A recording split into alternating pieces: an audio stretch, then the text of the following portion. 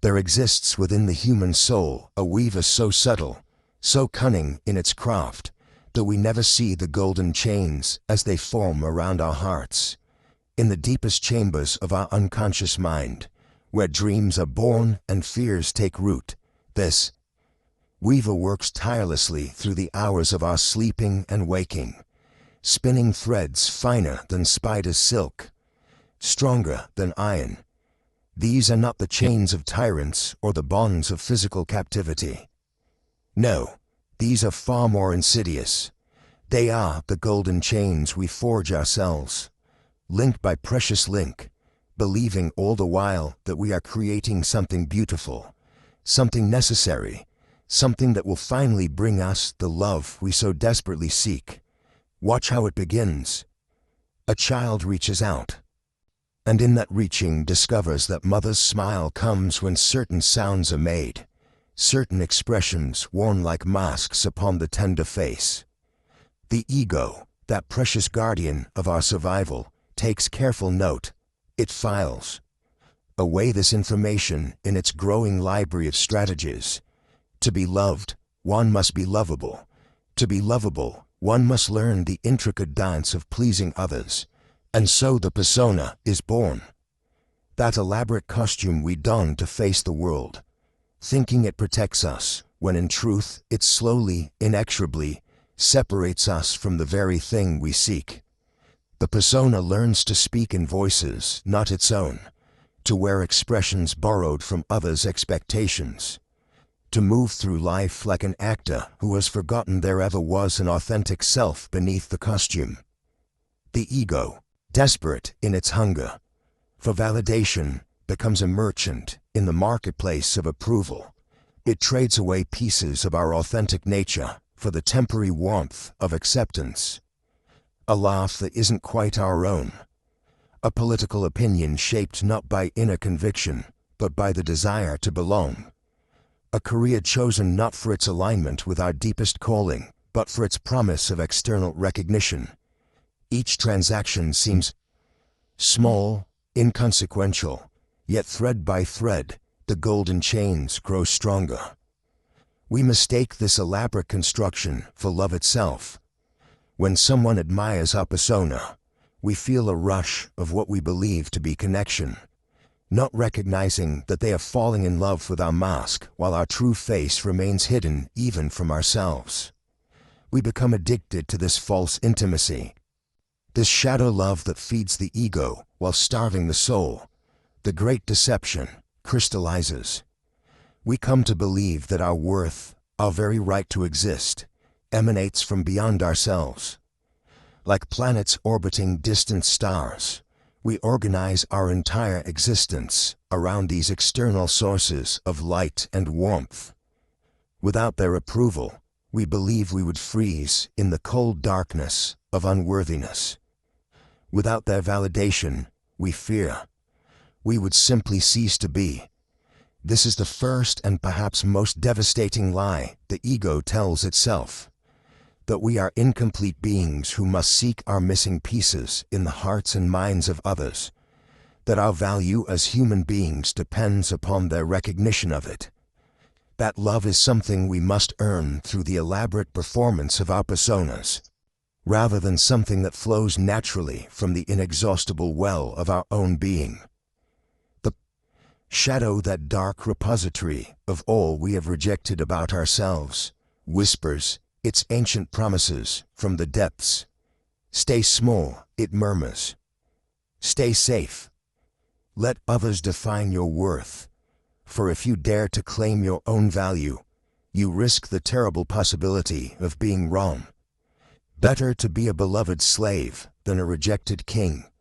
And so we begin our descent into the labyrinth of dependency, that twisted maze where every path seems to lead deeper into the darkness of our own making. We become emotional alchemists, but instead of transmuting base metals into gold, we perform the reverse magic, transforming the gold of our authentic being into the lead of endless need. In relationships, we cease to be two whole beings, choosing to share our completeness. Instead, we become half creatures, desperately seeking our missing parts in the body and soul of another. We project onto our beloveds the very qualities we have exiled from ourselves. We make them responsible for our happiness, our self-worth, our very sense of reality.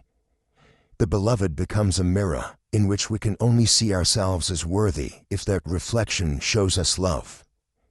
But mirrors, no matter how loving, can only reflect what stands before them. If we approach them as incomplete beings, incompleteness is all they can reflect back. The very dependency we believe will save us becomes the thing that destroys the love we seek. This is the peculiar mathematics of emotional dependency. The more desperately we need someone to love us, the more we push them away. For no one can carry the weight of being another person's sole source of worth. No human being can be the sun around which another's entire universe revolves, without eventually collapsing under the gravitational pull of such impossible expectations. Yet, still we persist in this ancient era, generation after generation, each of us believing we are the first to discover love, while actually discovering only its shadow. We create elaborate rituals of romance and connection that are really elaborate defenses against the terrifying possibility of standing alone in our own worth. The golden chains grow heavier with each passing year, yet we polish them lovingly, admiring their gleam, taking pride in their craftsmanship. We show them to others as proof of our capacity for love, not recognizing them as evidence of our flight from it. And so the great work begins, not the work of forging chains, but the sacred labor of breaking them. Not the familiar comfort of dependency, but the terrifying and ultimately liberating journey toward the discovery of our own completeness. The path that leads not away from love, but toward its authentic source within the mystery of our own being, in the deepest chambers of the collective unconscious, where the archetypal forces gather like ancient gods in council. There dwells a terror so primal, so fundamental to human existence, that it shapes the very architecture of our relationships. It is the shadow of abandonment, that primordial wound that cuts through the soul like a blade forged in the fires of our earliest experiences. When we first learned that love could disappear like morning mist, leaving us naked and shivering. In an indifferent world, the shadow moves through us like a phantom, transforming the sacred act of love into a desperate grasping, turning our beloved into captives of our own unhealed wounds. Watch how it operates in the theater of intimacy. The lover who cannot bear a moment's solitude becomes the jailer of their partner's freedom. The friend who demands constant reassurance becomes the architect of their own abandonment. The very thing we fear most, we create through our frantic attempts to prevent it. In Jung's profound understanding, the shadow contains all that we have disowned, all that we refuse to acknowledge as part of our own nature. And within this shadow of abandonment lies the wounded child, not merely a metaphor, but a living, breathing presence within the adult psyche. This inner child carries the cellular memory of every moment when love was withdrawn, when presence became absence, when the breast was removed before hunger was satisfied, when the caregiver's face turned away, just when we needed it most. Listen carefully to the cries that echo through adult hearts. Beneath the sophisticated language of relationship dynamics, beneath the psychological theories and therapeutic insights, there sounds this ancient wail: do not leave me. Do not let me disappear into the void of my own solitude. This cry transforms intimacy into a battleground where two wounded children masquerade as adults, each demanding from the other what they never received in their earliest days of being. The shadow of abandonment operates through projection, that unconscious mechanism by which we cast our inner world onto the outer landscape of our relationships. We project our fears onto our partners, seeing them always on the verge of departure. We project our neediness onto our friends, interpreting the natural rhythms of connection and withdrawal as signs of impending rejection. We project our terror of being alone onto every relationship until these connections buckle and break under the impossible weight of having to carry what belongs not to them, but to our own unlived and unhealed history. But here, in this very darkness, begins the alchemical process that Jung understood so deeply, for it is only through descent into the shadow that we can begin the sacred work of transformation. The ego, with its bright aspirations and conscious intentions, cannot heal what it refuses to see. The persona, with its carefully constructed mask of emotional stability, cannot integrate what it denies exists.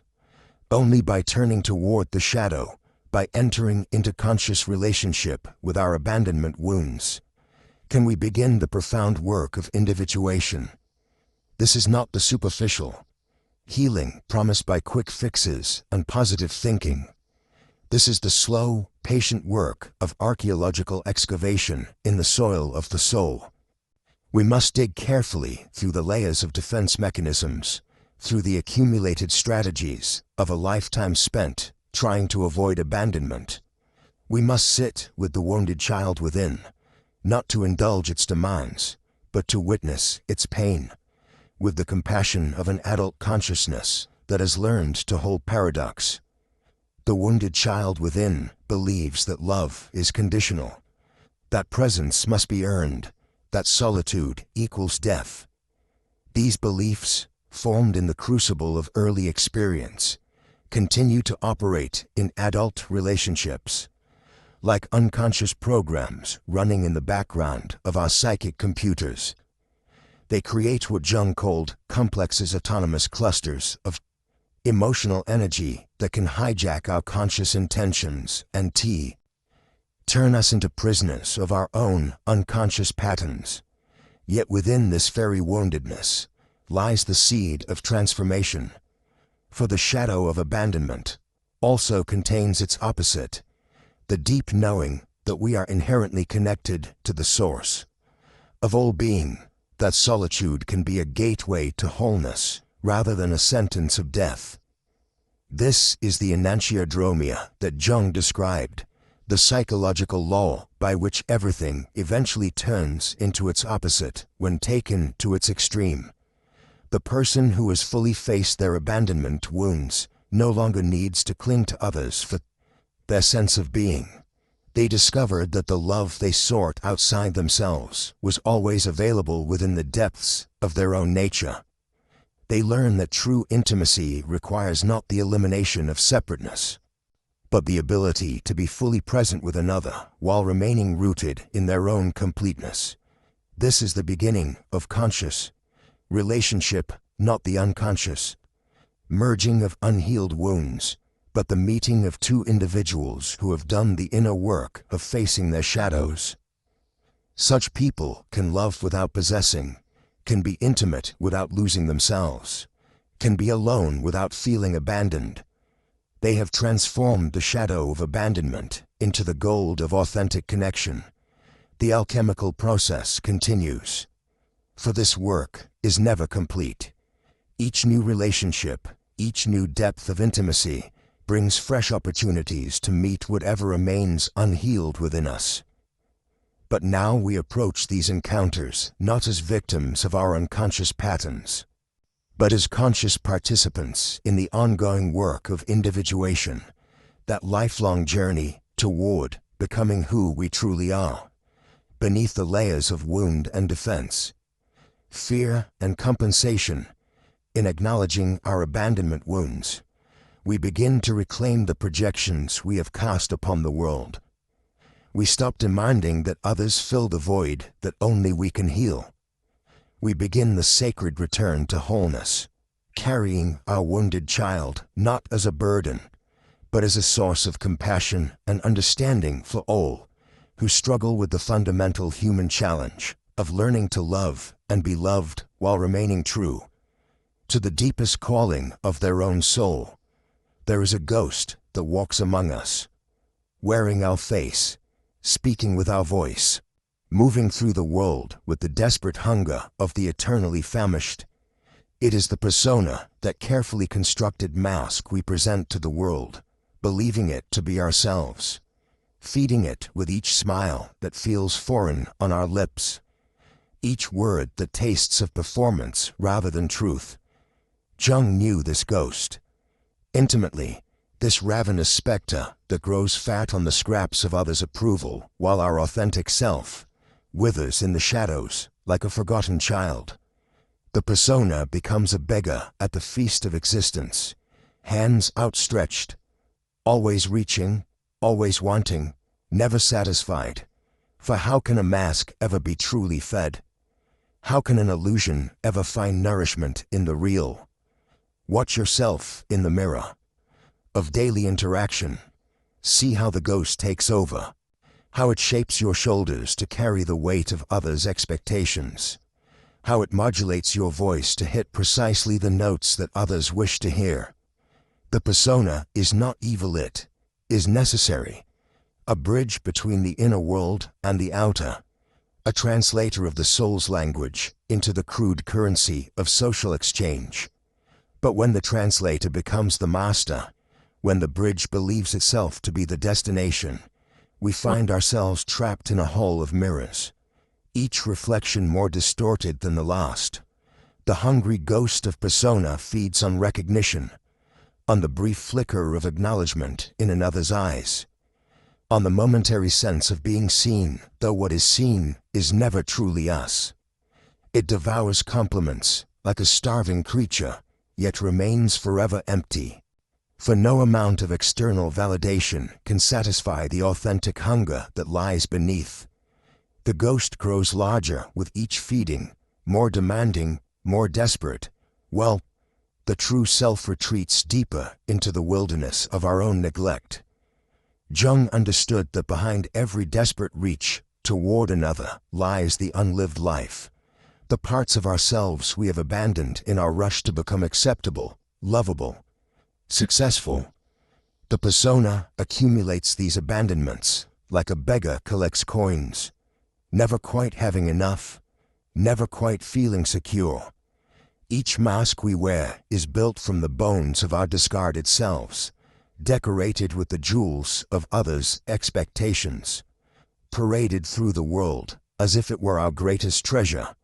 But the terrible price of this performative existence reveals itself in the quiet moments, in the spaces between interactions, when the mask slips and we catch a glimpse of the stranger we have become.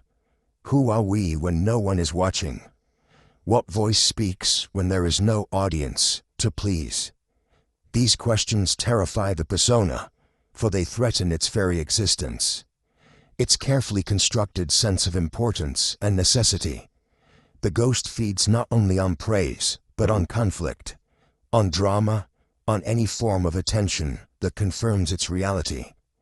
It will manufacture crises, create problems, engage in elaborate performances of suffering or success.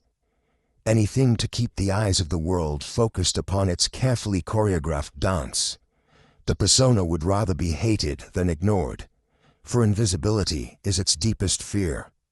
The one thing that might reveal its essential emptiness. In our relationships, the hungry ghost transforms love into transaction, intimacy into performance, connection into a carefully orchestrated exchange of mutual validation. We find ourselves asking not, "How can I love?" but "How can I be loved?" Not "What can I give?" but "What can I get?" The persona turns the sacred act of human connection into a marketplace, where we barter pieces of our souls for moments of recognition. The tragedy deepens when we realize that the very thing we seek, authentic connection, true recognition, genuine love, becomes impossible as long as the ghost remains in control.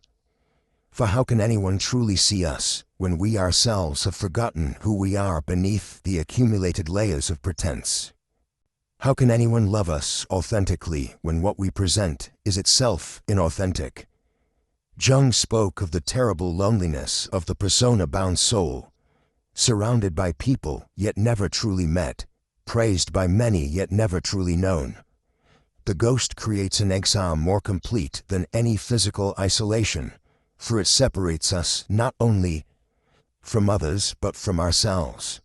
We become strangers in our own skin, actors who have forgotten that the play was supposed to end. The persona's hunger is ancient, primal, connected to our deepest survival instincts. To be cast out from the tribe meant death for our ancestors, so we learned to shape ourselves into whatever form would ensure our acceptance. But what once served our survival now serves our destruction, keeping us trapped in patterns that feel safe but starve the soul of its essential nutrients. Yet in recognizing the ghost, in seeing its desperate hunger for what it truly is, not evil but misdirected love, not weakness but misguided strength, we begin to glimpse the possibility of another way. The persona need not be destroyed, but transformed, not abandoned, but integrated. For beneath the hungry ghost lies the authentic self, patient as buried seed, waiting for the courage to break through the accumulated soil of our pretenses and reach toward the light of genuine being. The ghost will resist this transformation with all its considerable power, for it believes that without its protection we will surely perish. But Jung knew a deeper truth, that the death the persona fears is not the death of the self, but the death of illusion, not the end of life, but the beginning of authentic living. The hungry ghosts must starve, so that the true self might finally feast. In the deepest chambers of the masculine psyche dwells a presence both sacred and dangerous, the anima, that eternal feminine principle that Jung recognized as the soul's own bride, waiting in the darkness of the unconscious to be courted, known, and ultimately wed in the sacred marriage of inner wholeness.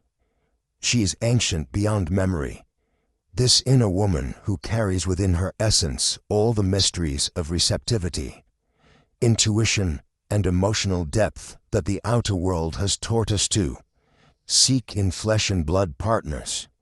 She is Sophia, the divine wisdom. She is Persephone, the queen of hidden realms. She is the Virgin Mary, compassionate and pure.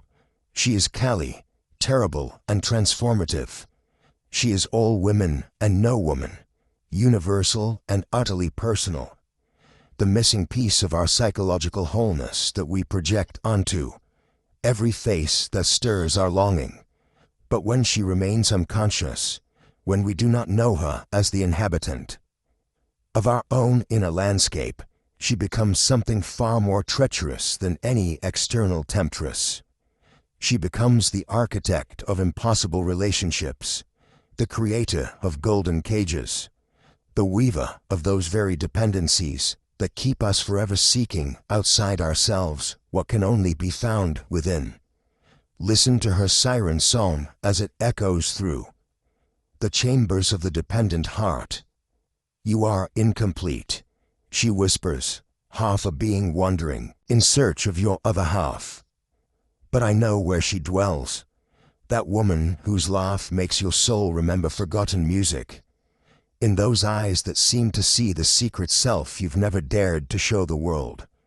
Go to her, kneel before the altar of her love, make yourself worthy of her grace, and in return, she will make you whole. How beautiful this promise sounds to the fragmented psyche. How reasonable it seems to the ego that has never learned to love itself completely. The anima speaks in the language of fairy tales and romantic myth, of princes who find their completion in princesses, of souls that recognize their destiny in another's embrace. She offers the most seductive lie ever told to the human heart, that salvation comes from without rather than within, And so begins the great chase across the desert of relationship, pursuing mirages that shimmer with the promise of oasis but reveal themselves, upon approach, as nothing more than heat waves dancing over barren sand. The dependent heart, guided by the unconscious anima's false compass, mistakes every beloved for the missing piece of its own soul. See how this projection works its dark magic. The unlived anima takes all the feminine qualities the psyche has, never developed emotional availability, intuitive wisdom, nurturing compassion, creative receptivity, and casts them like a golden net over the chosen beloved. Suddenly, this ordinary human being becomes extraordinary.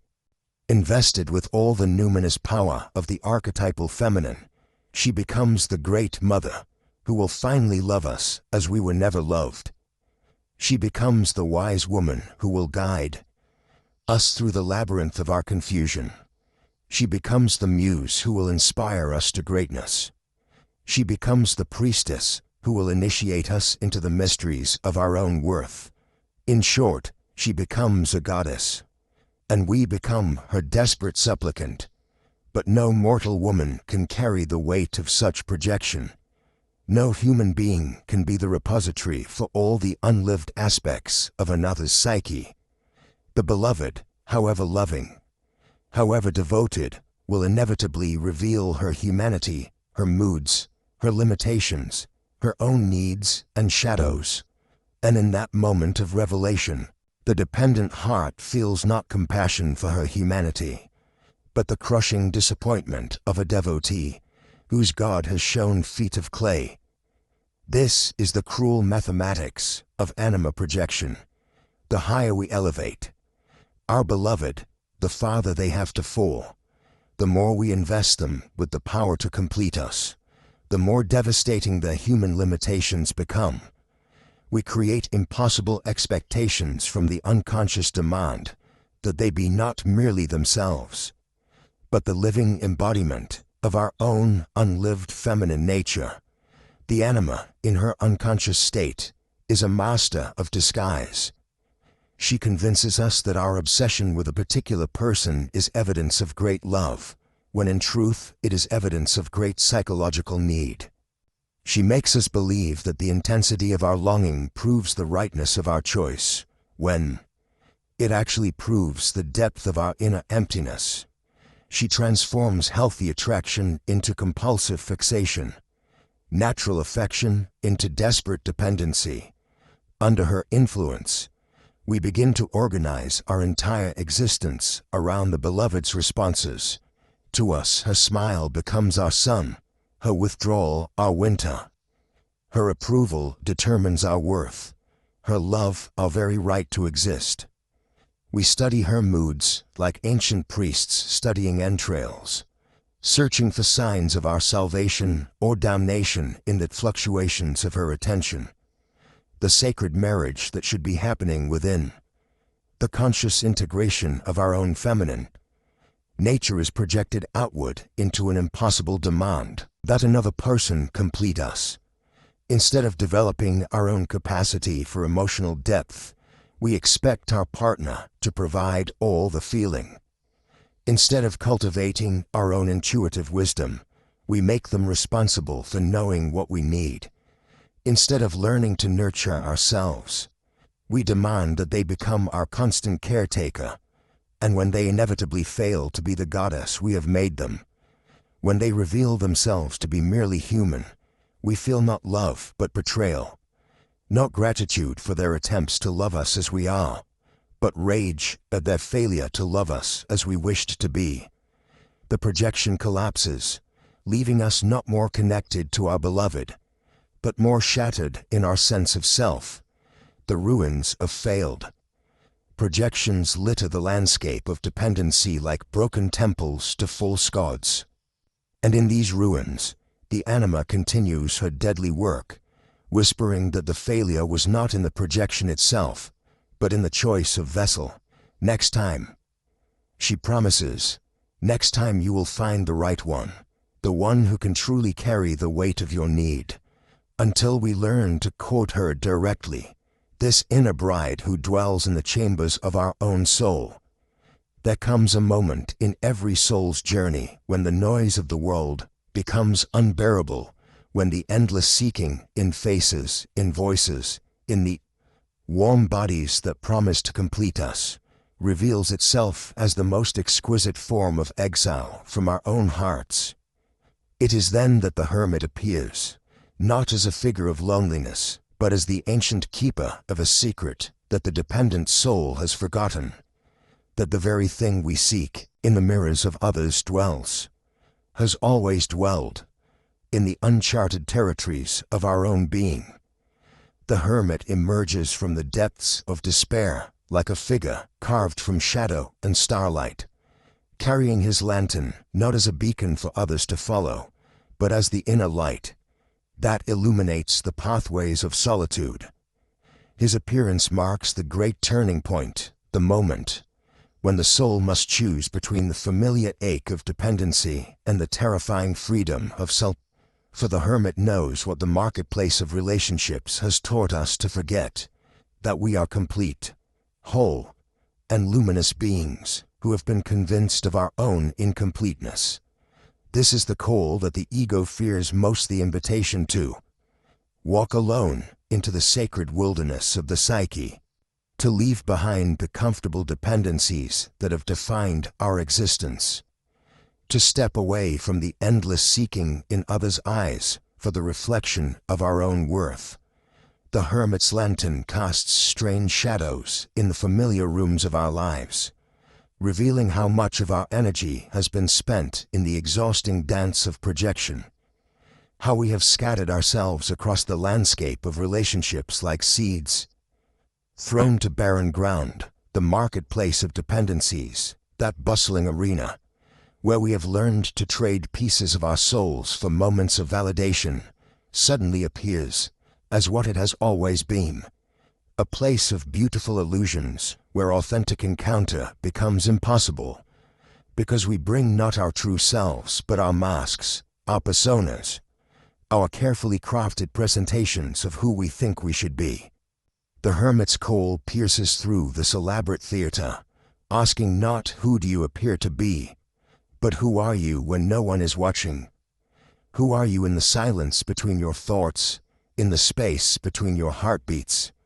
To follow the hermit is to accept the most radical invitation the psyche can offer to become intimate with our own company, to discover that the conversation we have been seeking with others is actually the conversation we have been avoiding with ourselves. It is to recognize that every external relationship is, at its deepest level, a projection of the internal relationships we have with the various aspects of our own being, the inner child who still seeks approval, the inner critic who whispers of inadequacy, the inner lover who knows the secret of true intimacy. The wilderness into which the hermit leads us is not the physical landscape of mountains and forests, though these may serve as outer reflections of the inner terrain. It is the vast, uncharted territory of the unconscious, where the buried treasures of the self wait in the darkness, like seeds beneath winter snow. Here, in this sacred solitude, the soul begins to remember what it knew before it learned to seek itself in others, that it is both the seeker and the sought, both the question and the answer. The hermit's lantern reveals the paradox that our culture has taught us to fear, that in aloneness we discover we are never alone, that in solitude we find the deepest intimacy, that in the withdrawal from external seeking we encounter the very presence we have been seeking everywhere else. This is not the loneliness of isolation, but the fullness of self-communion, not the emptiness of separation, but the wholeness of integration.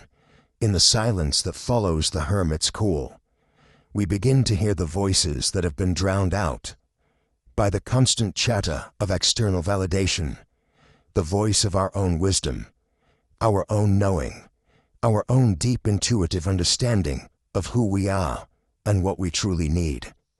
we discover that the conversations we thought we needed to have with others were actually conversations we needed to have with ourselves.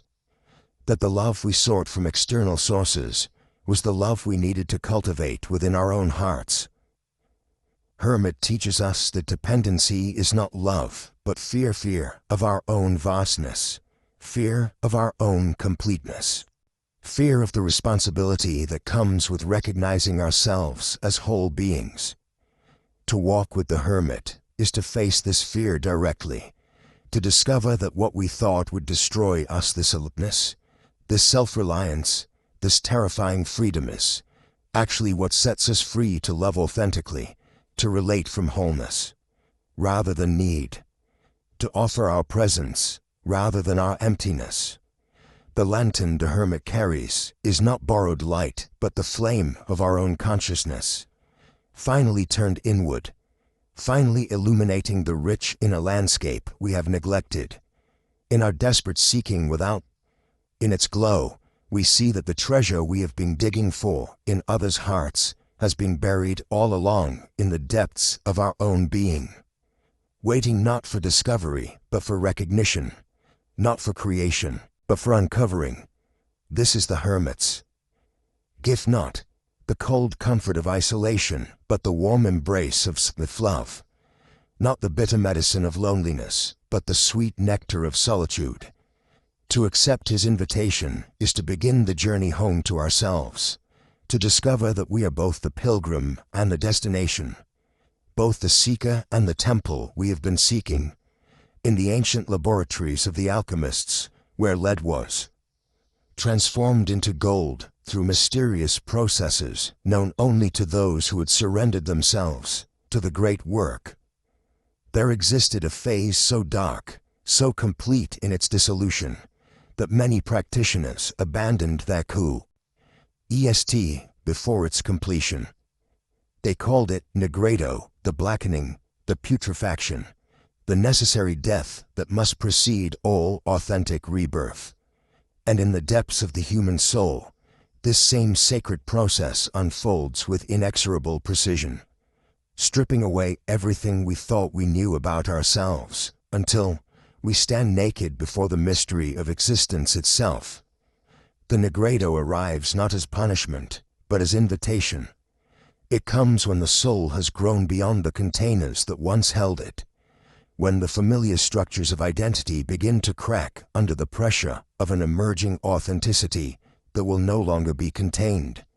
This is the dark night of the soul, that Jung recognized as essential to individuation, not merely a poetic metaphor, but a psychological reality as concrete as the dissolution of salt in water, as real as the breaking down of cellular walls before new growth can begin. Here, in this sacred darkness, the ego's elaborate strategies finally crumble.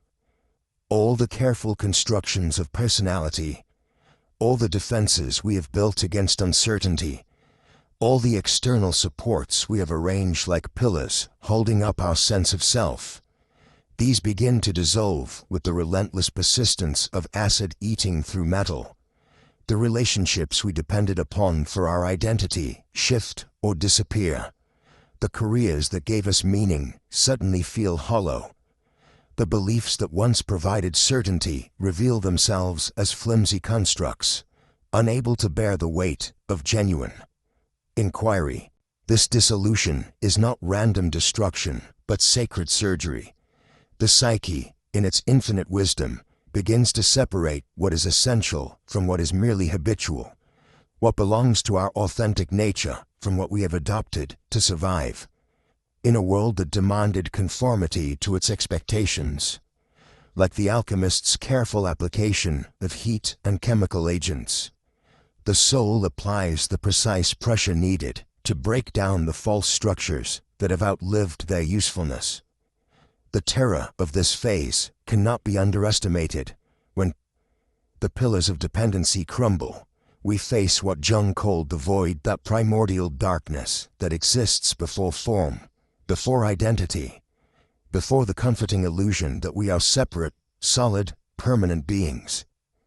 This void is not empty space but pregnant darkness, the same creative darkness from which all things emerge. Yet to the ego, accustomed to the bright lights of certainty and definition, this darkness feels like annihilation. In this darkness, we discover that everything we thought was permanent was merely provisional. The personality we believed was our true self reveals itself as a collection of adaptations, responses to early environments that no longer exist. The relationships we thought were unbreakable show their conditional nature. The achievements we accumulated like armor against meaninglessness lose their power to protect us from the essential questions of existence. But this is where the mystery deepens, where the true nature of Negredo reveals itself. For this dissolution is not destruction but revelation. Like a photograph developing in the darkness of the darkroom, our authentic nature begins to emerge only when the false lights of external validation are extinguished.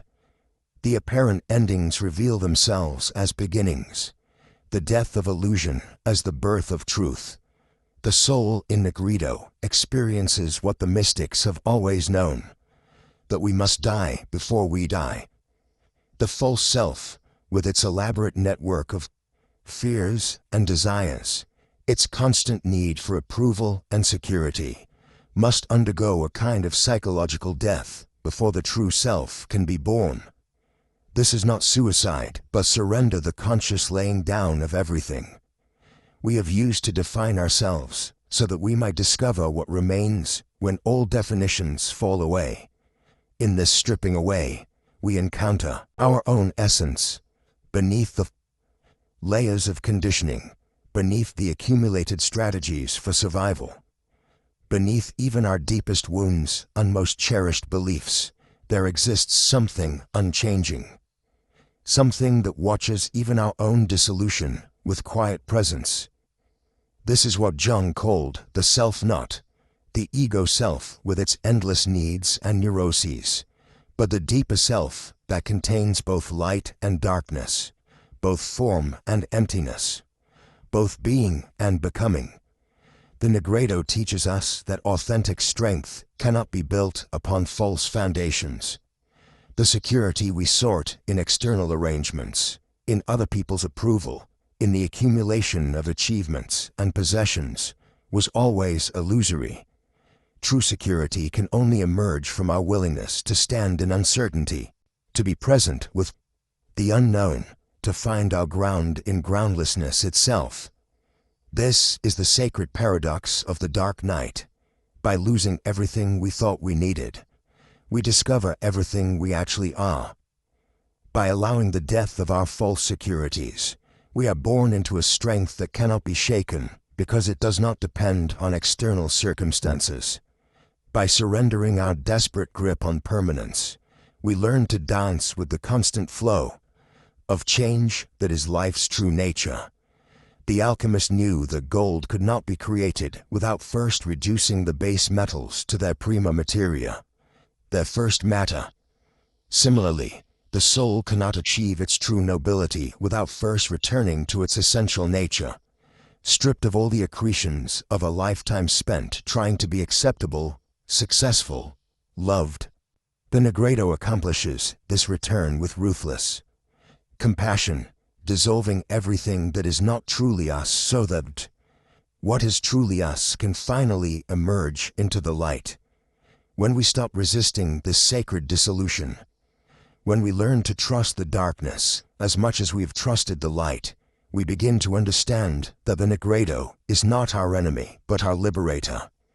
It frees us from the prison of who we thought we had to be and delivers us into the vast possibility of who we actually are.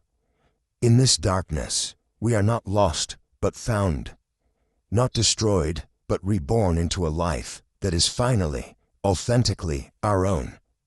In the deepest chamber of solitude, where the world's noise cannot penetrate and the ego's demands grow silent, a sacred ceremony begins. It is the marriage that has been waiting since the moment of your birth. the union that no external relationship can provide, no matter how profound or passionate. This is the syzygy of the self, the divine wedding between the masculine and feminine principles that live within every human soul.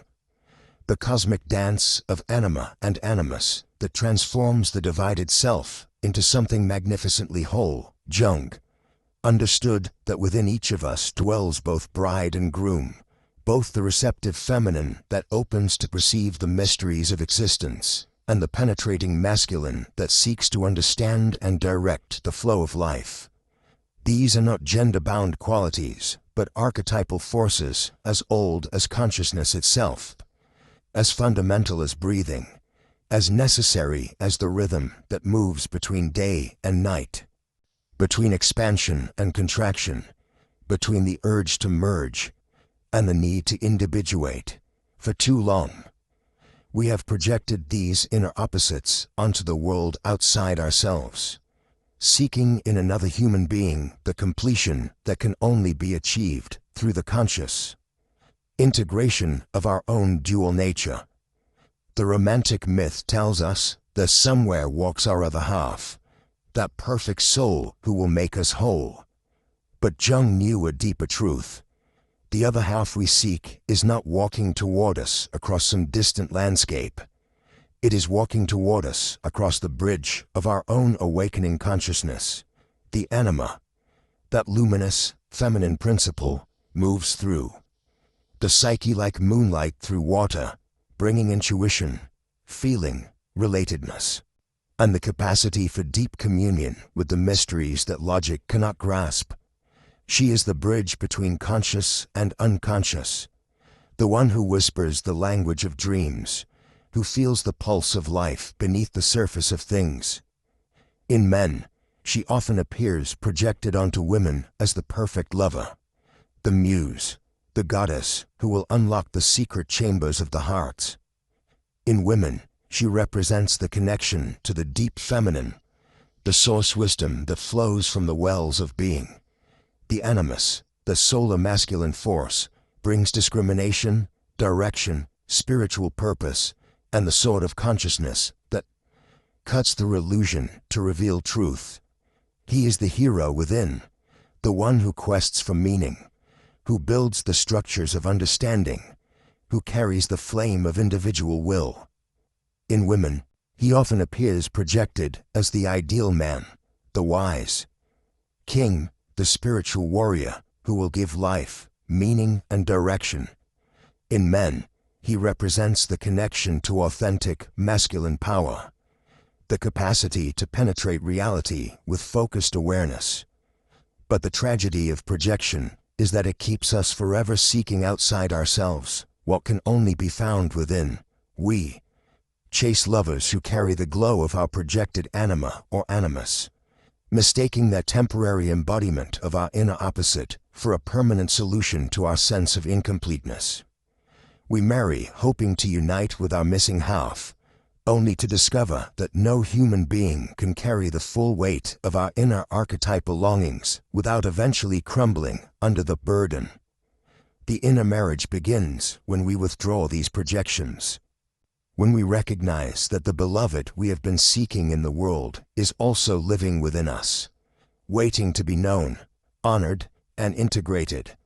This is not a mental exercise, but a felt transformation, a shift from seeking relationship to embodying wholeness, from hunting for completion to discovering that we are already complete. In the crucible of conscious solitude, the wedding ceremony begins. The anima brings her gifts of receptivity, intuition, emotional depth, and connection to the flowing nature of life. The animus offers his gifts of clarity, purpose, spiritual discrimination, and the capacity to give form to the formless. Neither dominates the other. Instead, they begin their eternal dance of mutual enrichment, each making the other more fully itself through their dynamic interaction. This inner marriage is not a static achievement, but a living relationship that must be tended daily, like a garden that requires both sun and rain, both cultivation and patient allowing. Sometimes the anima leads, opening us to the subtle currents of feeling and intuition that guide us toward our deepest truth. Sometimes the animus takes the lead, providing the clarity and direction needed to manifest our inner knowing in the world of form and action. The syzygy creates a new kind of relationship with the outer world, one based not on need but on overflow, not on seeking completion but on sharing wholeness. When the inner marriage is consummated, we no longer approach others as hungry ghosts seeking to feed on their energy, but as self-contained systems of love capable of genuine giving.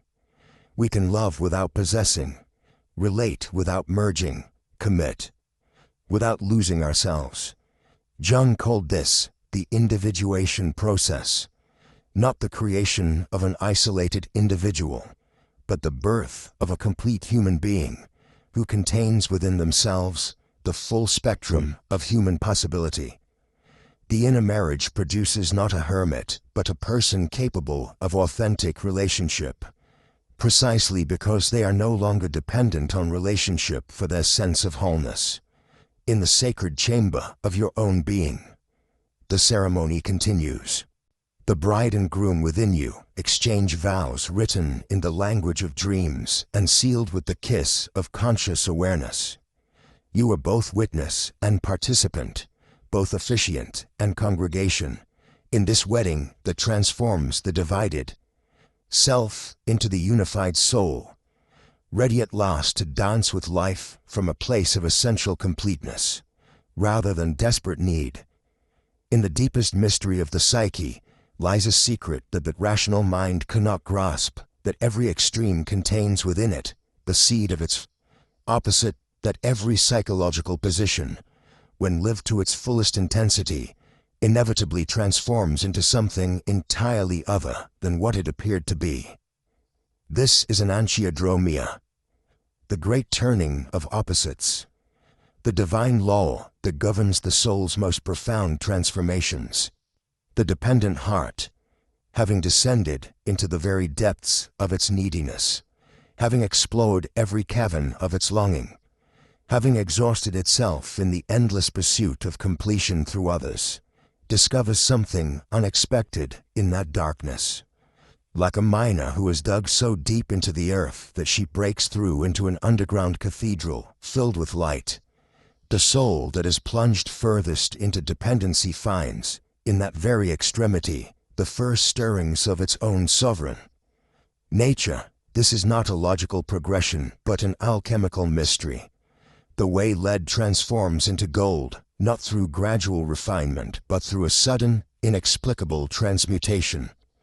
The soul that has known the deepest desperation of seeking itself in others awakens one morning to find that the very intensity of that seeking has burned away everything false, leaving only the pure gold of self-recognition. Watch how the seasons demonstrate this eternal principle, how winter, in its most frozen extremity, contains the secret promise of spring, how the longest night of the year marks the turning point toward light, how death itself, when fully embraced, reveals itself as the gateway to rebirth. The psyche follows these same natural rhythms, obeying laws older than consciousness, deeper than thought. The heart that has clung most desperately to others discovers, in the very extremity of its clinging, that its hands are empty, and, in that emptiness, finds a freedom it never knew it possessed. The mind that has most frantically sought validation from external sources exhausts itself so completely that it finally turns inward and discovers an inner voice of such clarity and wisdom that all external opinions become mere whispers in comparison. This transformation cannot be forced or hurried. It follows its own mysterious timing, like fruit ripening on the tree or a chrysalis opening to release the butterfly. The dependent soul cannot decide to become independent. It can only live its dependency so fully, so consciously, so completely, that it naturally transforms into its opposite. This is the paradox that confounds the ego's desire for control, that we become free, not by trying to be free, but by fully experiencing our bondage. Fear, when embraced completely rather than fled from, reveals itself as the very energy that can fuel courage. The person who has felt the full weight of their terror, who has allowed it to move through them like a storm through an empty landscape, discovers that what they thought would destroy them has instead cleared away everything unnecessary, leaving only what is essential and true. The fear of abandonment, when fully felt and accepted, transforms into the serene knowledge that we cannot be abandoned by ourselves. Neediness, that seemingly bottomless pit of want and lack, when experienced without resistance or shame, eventually exhausts its own energy and reveals the fullness that was always present beneath it. The needy heart discovers that its desperate seeking was actually a disguised form of giving. It was so committed to connection, so devoted to love, that it forgot it was already both the giver and the receiver. The mysterious alchemy of an act works not through our efforts, but through our surrender, not through our resistance to what we are, but through our complete acceptance of it. The dependent person who stops fighting their dependency, who embraces it as a valid and meaningful part of their journey, discovers that this very acceptance begins the transformation. Like a tightly closed fist that finally relaxes and opens. To reveal the treasure it was holding, the dependent heart releases its grip on others and finds itself holding its own completeness. This is why the greatest saints were often the greatest sinners, why the most compassionate healers have known the deepest wounds, why the freest souls have experienced the most confining prisons. The psyche does not move in straight lines, but in spirals and circles, returning again and again to the same themes, but at ever deeper levels of understanding. The soul that has known the winter of dependency awakens to the spring of self-sufficiency, not as a gradual warming, but as a sudden recognition, like opening one's eyes after a long sleep and seeing that the landscape has completely transformed while consciousness was elsewhere. What seemed like weakness reveals itself as strength. What felt like emptiness shows itself as fullness. What appeared as ending emerges as beginning. In this great turning of opposites, we discover that nothing in the psyche is ever wasted, that every extreme experience is preparation for its transformation into something else. The dependent heart's journey into neediness was not a mistake, but a necessary descent. Not a failing, but a ripening. Not a problem to be solved, but a mystery to be lived, until it reveals its hidden gift, the awakening of the soul to its own sovereign, self-sufficient, eternally free nature.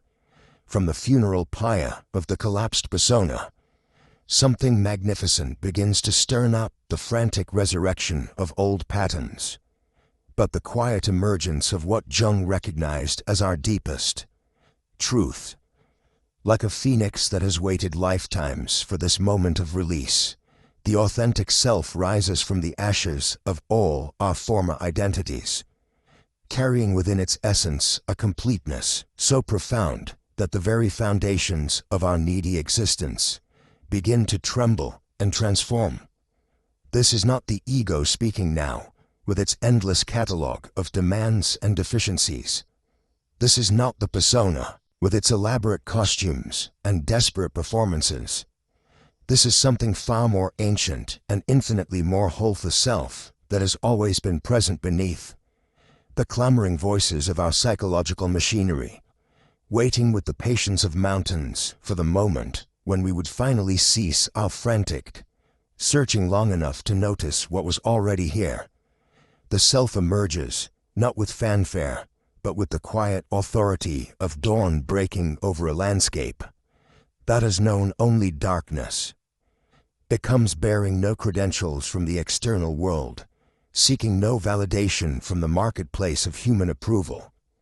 It simply is complete, integrated, needing nothing because it contains everything within the mysterious depths of its own.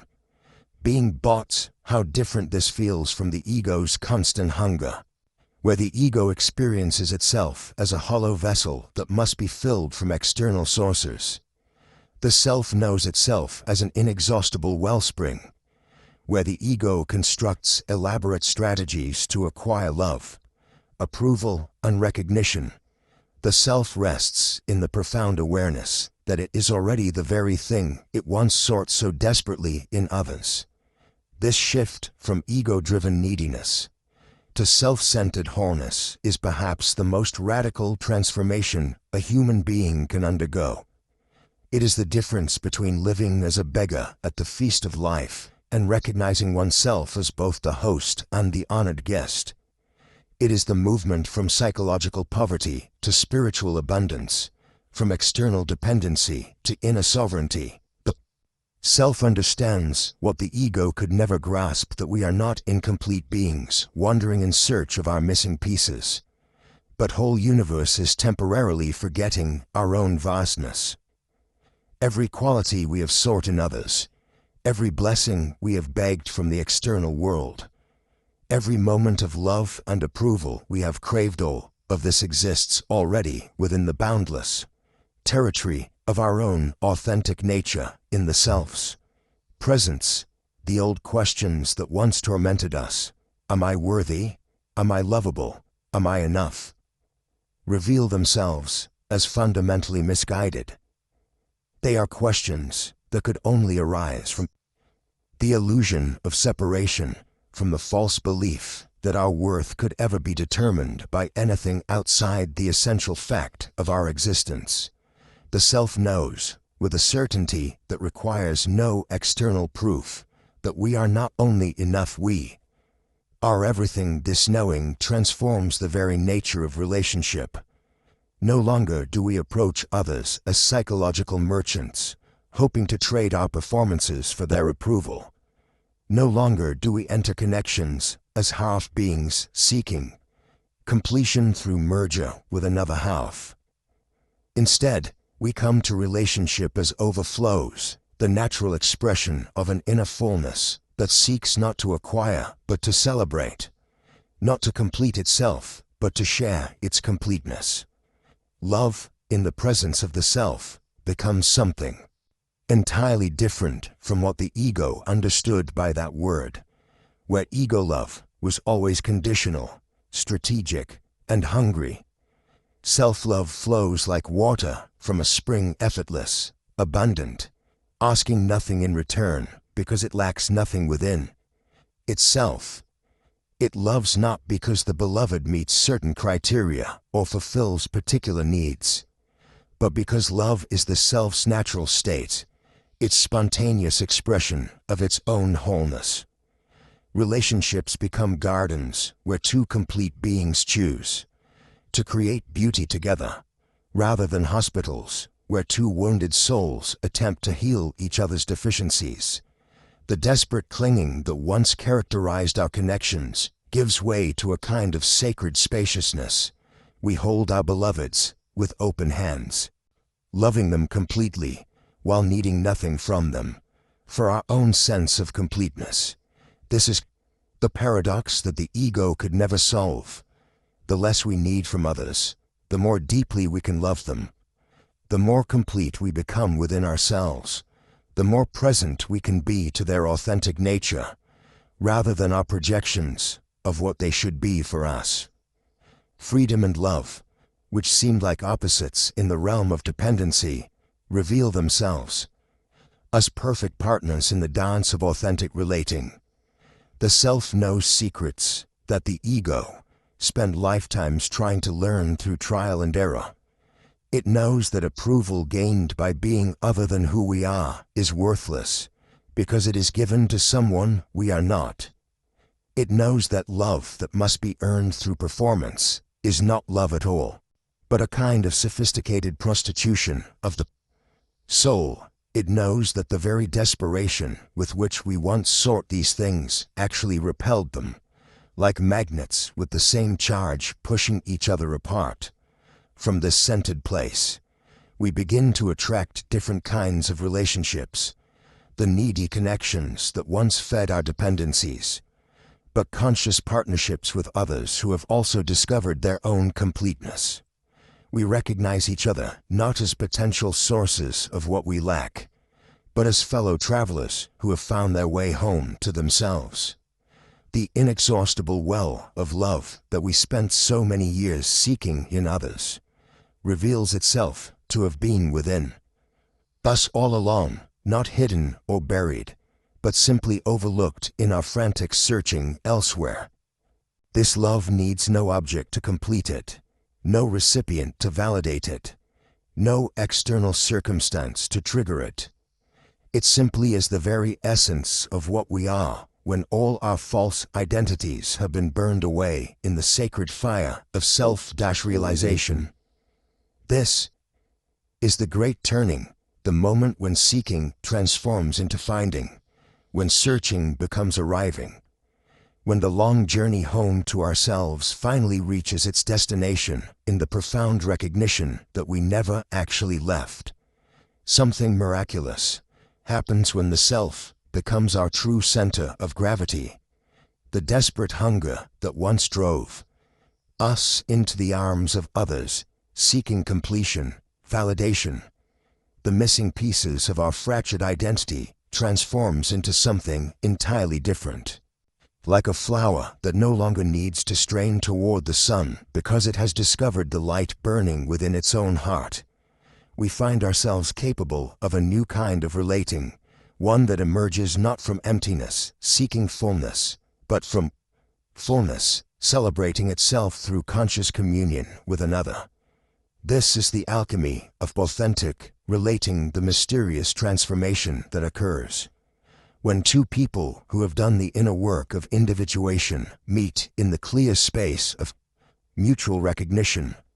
No longer are we half beings desperately seeking our other half, as the ancient myth would have us believe.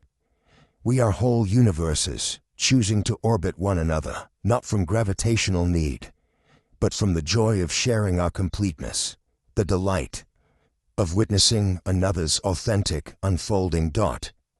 Watch how this transformation unfolds in the landscape of the heart.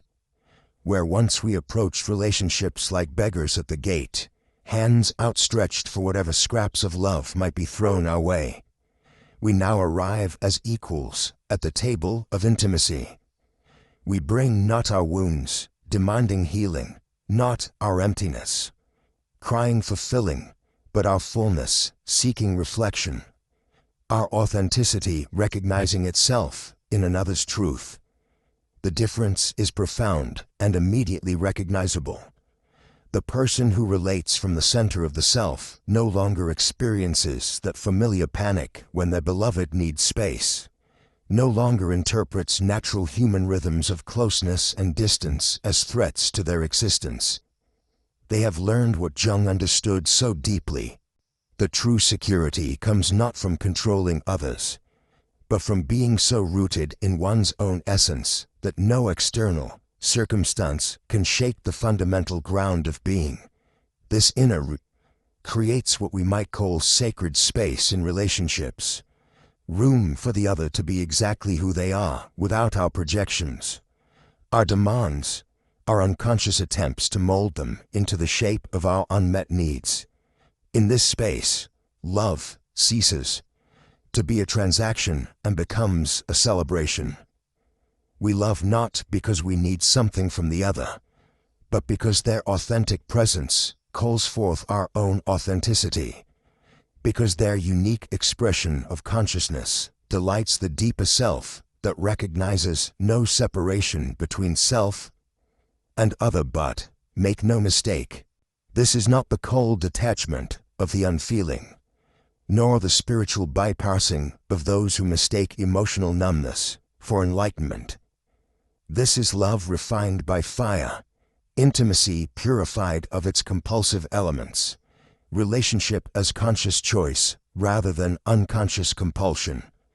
The person who has found their center in the self loves more deeply, not less, but their love flows from fullness rather than lack, from choice rather than need, from celebration rather than desperation.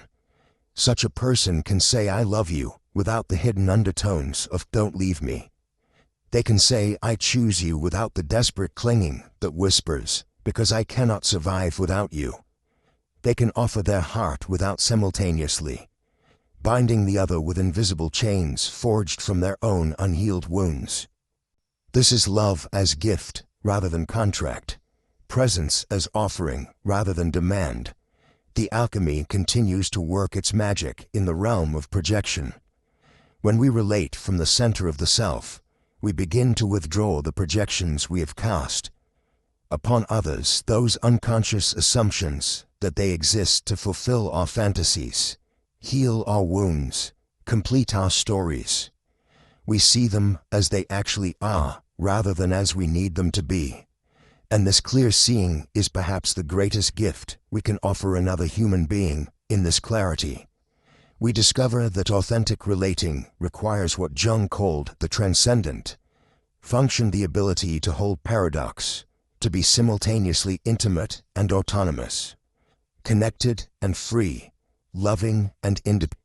We learn to dance the delicate balance between maintaining our own center while remaining genuinely open to another's presence, between honoring our own truth while creating space for another's reality.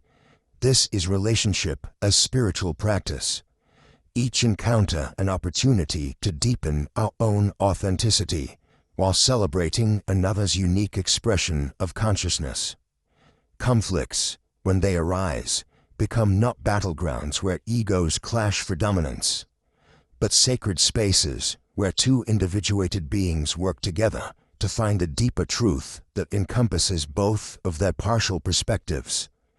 The person who has undergone this alchemical transformation brings to their relationships what the world so desperately needs: the capacity for genuine intimacy without fusion, for deep love without possession, for committed partnership without the loss of individual identity. They have learned that two wholes can create something greater than the sum of their parts, precisely because they are whole, not because they are seeking completion through merger. This is perhaps the greatest paradox of conscious relating. The more complete we become in ourselves, the more genuinely we can give to others. The more rooted we are in our own truth, the more space we can hold for another's authenticity. The more we love ourselves, not in the narcissistic sense, but in the sense of honoring the divine spark that burns at the core of our being, more we can love others without the distortions of neediness and projection. Such relationships become laboratories of consciousness, spaces where two people committed to their own growth support each other's evolution, not through fixing or changing, but through the simple practice of showing up authentically, of meeting each moment with presence, of loving without agenda. In these connections, we discover that the greatest gift we can give another is not our need for them, but our wholeness with them, not our dependence upon them, but our choice to walk beside them on the path of becoming fully human. There is a golden thread that runs through the labyrinth of your life, so fine it is almost invisible, yet stronger than any chain forged by human hands. It is the thread of individuation, Jung's name for the soul's sacred journey toward its own unique wholeness, the mysterious process by which you become not what others expect you to be, not what society demands you to become, but what you have always been in the deepest chamber of your being, waiting to unfold like a flower that blooms only in the specific soil of your particular existence. This is not the path of selfishness, though the ego may dress it in such garments to justify its smaller hungers. True individuation is the highest form of service, for only the person who has become genuinely themselves can offer the world something authentically valuable. Only the individuated soul can love without the contamination of unconscious need, can serve without the poison of hidden agenda. can relate to others from a place of overflow rather than emptiness. The golden thread appears first as a whisper. In childhood, that sense of being uniquely yourself, different from your siblings, carrying something specific that belongs to no one else. But the world quickly teaches us to hide this thread, to bury it beneath layers of adaptation and conformity. We learn to be good students, obedient children, successful adults, forgetting that these roles, however necessary, are costumes worn by the soul, not the soul itself. Jung understood that individuation is not a luxury for the spiritually inclined, but a biological imperative as fundamental as physical growth. Just as the oak tree must become fully oak and cannot fulfill its destiny by trying to be an elm, the human soul has a specific pattern of wholeness encoded within it that seeks expression throughout the entire arc of life. To resist this process is to live in chronic tension with our own nature. Like a river forced to flow uphill, the thread reveals itself through symptoms. When we ignore its pull through depression, that whispers we are living someone else's life, through anxiety, that signals we have wandered too far from our authentic path, through the terrible restlessness that comes when the soul knows it is not being honored. Jung called these symptoms the psyche's attempt at self-correction, the wisdom of the unconscious trying to guide us back to the golden thread of our own becoming. Individuation requires the courage to disappoint others, to let go of the persona that has brought us approval and success, to risk the terrible loneliness of being true to ourselves in a world that often rewards conformity. It demands that we withdraw our projections, stop expecting others to carry parts of ourselves, cease the endless search for someone else to complete us. This is perhaps the most frightening aspect of the journey, the realization that we are ultimately alone with our own soul, responsible for our own wholeness. Yet paradoxically, as we follow the golden thread deeper into our own uniqueness, we discover that we are not becoming more separate from others, but more capable of genuine connection. The individuated person can meet others without the desperate need to merge, can love without possessing, can commit without losing themselves. They bring to relationship not hunger but nourishment, not demand but gift. The thread leads us through the dark territories of our own shadow, past the comfortable certainties of our conscious identity, into regions where we must admit we do not know who we are. This unknowing is not failure, but arrival, the recognition that individuation is not about creating a fixed identity, but about learning to dance with the mystery of our own becoming, to remain fluid and responsive to the soul's endless creativity. So individuation as both deeply personal and transpersonal, both utterly unique to each individual and connected to the universal patterns that move through all life. As we become more fully ourselves, we paradoxically become more representative of humanity itself, embodying in our particular form the eternal struggle of consciousness to know itself, of spirit to manifest in matter, of the infinite to express. Through the finite, the golden thread does not lead to perfection, but to authenticity. Not to the absence of problems, but to the capacity to meet life's challenges from our own center rather than from borrowed strength. The individuated person still experiences pain, loss, confusion, but they experience these things as themselves, not as victims of circumstances beyond their control. In relationship, individuation transforms everything.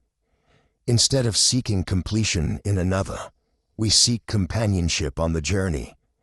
Instead of merging identities, we create space for two whole beings to dance together. Instead of love as possession, we discover love as liberation, the joy of witnessing another soul's unique unfolding while remaining faithful to our own.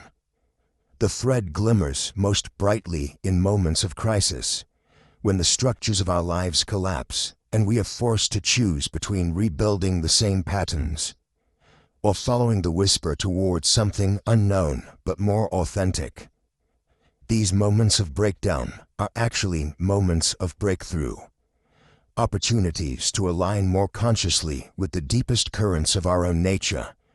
Jung knew that individuation never ends, that the golden thread continues to weave throughout, lives until the final breath, always calling us toward greater wholeness, deeper authenticity, more complete expression of what we came here to be.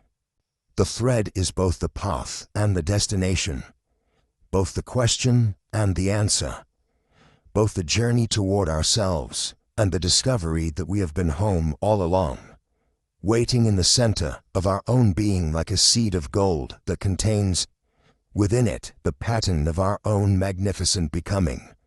The great spiritual deception of our time is the belief that transformation is a destination that's somewhere beyond the horizon of our current experience lies, a permanent state of freedom where we will never again feel the pull of dependency, never again know the ache of seeking ourselves in others, never again face the choice between our own center and the magnetic draw of external validation. But the deepest truth that emerges from the journey into psychological sovereignty is this: freedom is not a place we arrive at, but a choice we make, moment by moment, breath by breath, for the rest of our lives.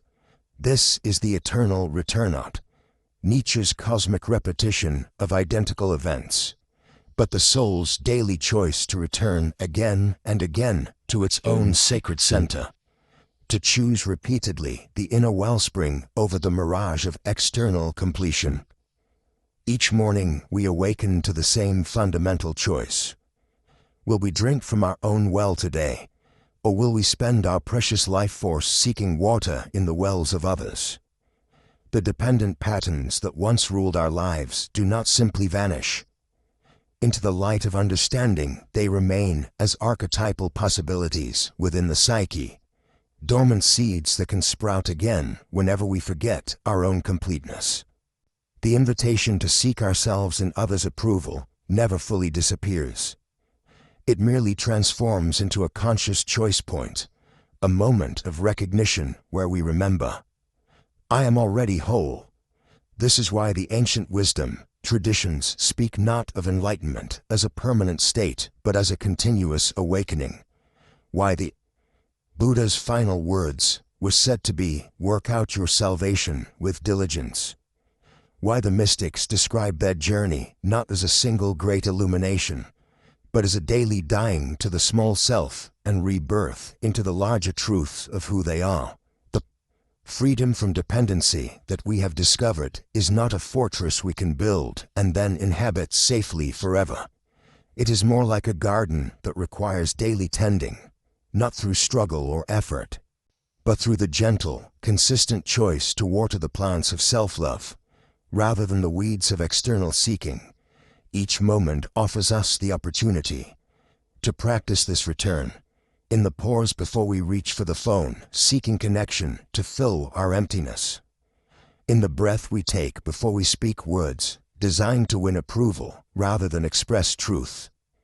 In the space between the arising of loneliness and our habitual rush to fill it with someone else's presence. The eternal return is not repetition, but spiral ascension. Each time we choose our own center over external seeking, we do so from a slightly different place, with slightly deeper understanding, with slightly more grace. The choice becomes less effortful and more natural, less a discipline imposed from without, and more a recognition arising from within.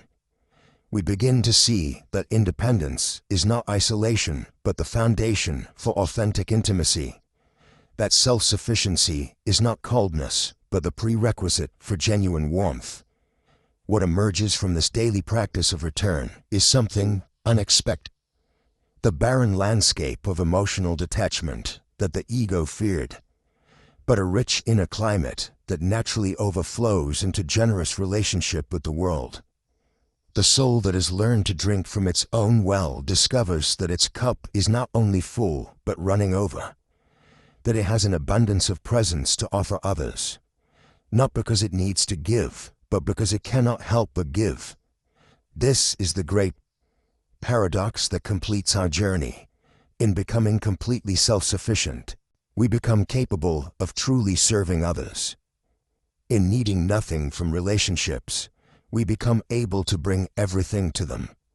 In finding our completeness within, we discover that we have unlimited love to offer without not the desperate love of dependency that seeks to get something back, but the serene love of wholeness that gives freely because it has nothing to protect and nothing to lose. The world is hungry for this kind of love that does not cling, love that does not demand, love that does not seek to complete itself through the beloved but offers itself as a gift from an already overflowing source. This is what we become capable of when we make the eternal return to our own center, not isolated islands of self-sufficiency, but fountains of authentic connection that spring from the deep aquifers of inner fullness. Each day we are invited to choose again. Will we remember that we are already whole, or will we forget and begin seeking our missing pieces in others? Will we trust the deep well of our own being, or will we return to the exhausting search for validation in external mirrors? Will we offer our presence from fullness, or will we unconsciously seek to extract it from others? The eternal return is both the most challenging and the most natural thing we can do. Challenging, because it requires us to take responsibility for our own emotional well-being. Natural, because it aligns us with the deepest truth of who we are. In choosing it, again and again, we become living demonstrations of the possibility that exists within every human soul. The possibility of loving freely, relating authentically, and offering ourselves to the world, not as beggars seeking alms, but as sovereign beings, sharing our abundance. This is freedom's daily choice. And in making it, we complete not only our own journey, but contribute to the healing of a world that desperately needs examples of what authentic love looks like.